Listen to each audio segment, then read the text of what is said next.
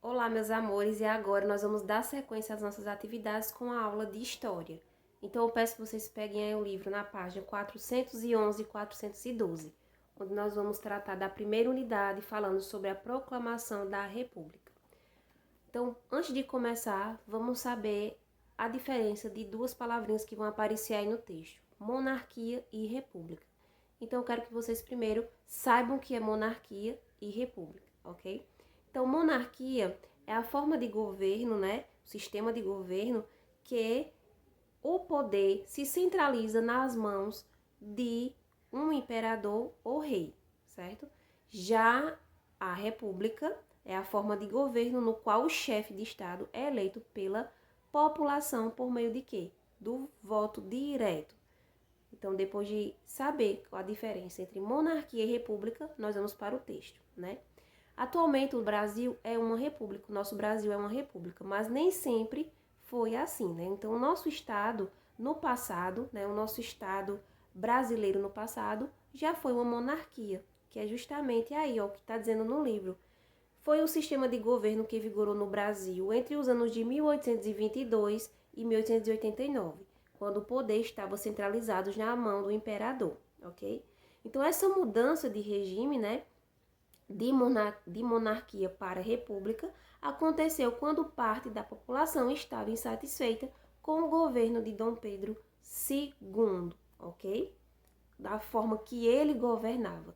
Então, foram, no caso, eles estavam insatisfeitos com essa forma de Dom Pedro governar, então Dom Pedro foi deposto, né? Então, o que é deposto ou depor? Olhem aí no vídeo. Depor significa tirar alguém do cargo, ok? Então, aí na página 412, nós vamos falar sobre as ideias republicanas, né? Que eram ideias, né? Que alguns intelectuais de alguns órgãos da imprensa faziam, né? Justamente eles pregavam, né, na imprensa a separação da Igreja Católica e o Estado, né? E as eleições democráticas de representantes políticos, né? Então, durante a Guerra do Paraguai, né, que aconteceu aí em 1864 e 1870, ocorrida justamente no reinado de Dom Pedro II, né, muitos brasileiros, principalmente militares, né, entraram em contato com esses órgãos, né, intelectuais, que justamente pregavam aí a separação entre a Igreja e Estado, ok? Tais ideias, né, passaram a ser divulgadas e aceitas pela maioria da população, né? De modo que em 1870, como está dizendo aí no texto, ano que terminou a Guerra do Paraguai, né, foi criado no Rio de Janeiro o primeiro partido político republicano, né, onde essas ideias começaram realmente a ser aceitas e a circular, né? E então pregavam justamente um sistema de governo, né, republicano, né, diferente, porque nesse tempo só existia o sistema da monarquia, né, o sistema de governo monárquico, né, então eles estavam insatisfeitos aí com esse governo de Dom Pedro II, né, então essas ideias republicanas passaram a repercutir e ganhar mais ênfase aí por conta da imprensa, certo? Na sequência, outros partidos foram fundados, né? Depois do Partido Republicano, outros partidos foram fundados e surgiram outros jornais com as mesmas ideias, os mesmos ideais, ok? Elas se espalharam por todo o país.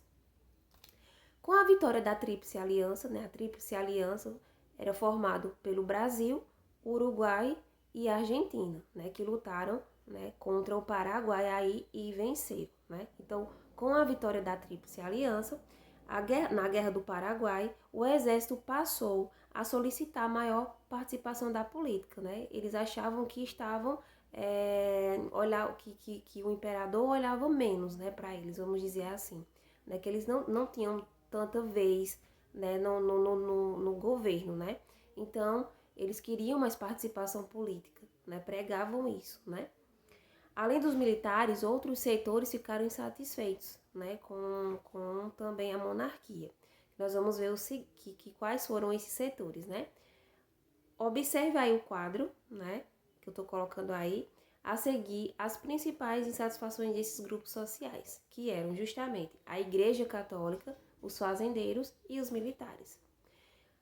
A Igreja Católica, né, ela tinha pouca autonomia, né, perante Dom Pedro II, né, o imperador exercia a maior parte aí de poder sobre a Igreja Católica, né, então cabia ao imperador escolher, né, e nomear os bispos e até mesmo autorizar ou não que uma ordem papal fosse aplicada no país. Então era o imperador que tinha esse poder aí sobre a Igreja Católica.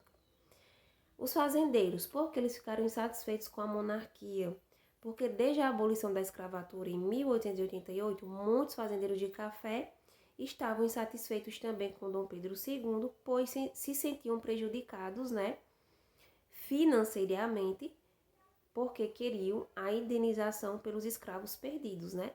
Então, eles queriam indenização por esses escravos que foram libertos, né, com a abolição da escravatura. E os militares, né, desejavam maior participação na política, mas o exército não era privilegiado pelo imperador, o que gerou também grande insatisfação por oficiais de altas patentes. Nesse contexto, né, a monarquia foi perdendo força, né, e os ideais, as ideias republicanas foram se fortalecendo mais até ocorrer a proclamação da república no país. Então, o Brasil ia deixar de ser uma monarquia para passar a ser uma república, ok?